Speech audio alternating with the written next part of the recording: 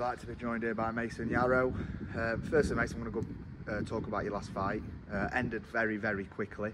What did you kind of get out of that fight from an experience point of view?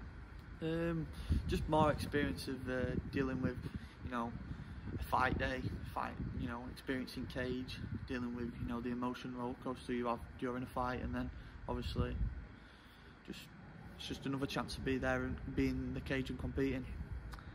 Obviously, it did only go about 40 seconds. What were the kid like that you were? I know you were a bit frustrated at the end of it. I know you wanted to test yourself, but yeah, what were the kind of experience like fighting against him?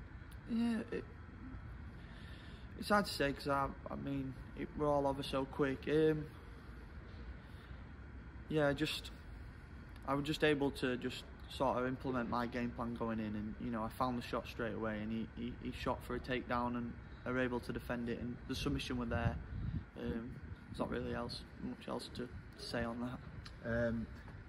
Getting the submission, a lot of people are surprised about probably how good your submission game is. You've had a couple of submissions now in the amateurs. Is that down to all the hard work you're putting in away from obviously being in the cage on the night, working on your submissions, working on your ground game? Is it finally all starting to come together a little bit in your eyes? Yeah, definitely. I think obviously going back to last year when I got my rear naked choke, that even I was surprised at that. But then, then you go on to my next fight where I lost on the ground, so you come away from that knowing, right, that's your biggest weakness, and I knew that anyway, but it sort of, it shows what can happen if you're not fully ready, and I just sort of let it light a fire inside me and just took my grappling so much more serious. And then that submission was something I was getting in training, didn't expect it to how the fight would finish. I always expect fights to finish with either my hands and feet, coming from a striking background, but if an opportunity is there, I'll always take it. Looking for an active year, do you want to be out ASAP really?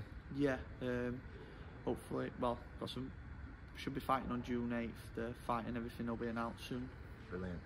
How many times are you looking for to fight this year? I know you want to get as many in as possible, but what would the ideal amount for you? I think at least 4, at least. If we get another quick finish, then the turnaround's a lot quicker, obviously.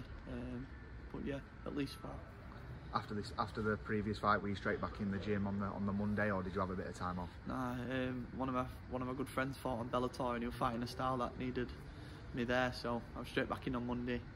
Sparred with him twice that week, and then he fought. So yeah, just because didn't take any knocks, the fight were over pretty quickly, so there were no reason not to be back in the gym straight away. Is that the one good thing about being part of obviously ABT, is the fact that there's many different styles, like you said, that are in the gym? So let's say you are preparing for a wrestler, there's plenty of wrestlers, or you're preparing for a karate style fighter, there's loads of different fighters. Is that the good thing about ABT Leads? There's a variety of different fighters to help you prepare? Yeah, definitely. The gym's absolutely flying at the minute.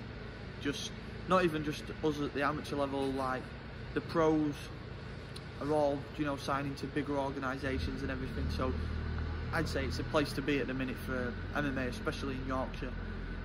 I think we've got one of the most talented mats in the country, especially when we're sparring on Friday and stuff like that. Like, especially at lightweight, there's a lot of good lads, and you get the rounds that you always need there. Brilliant, mate. Appreciate your time, mate. I'm looking forward to seeing you out. An active year for yourself, mate. Thank you.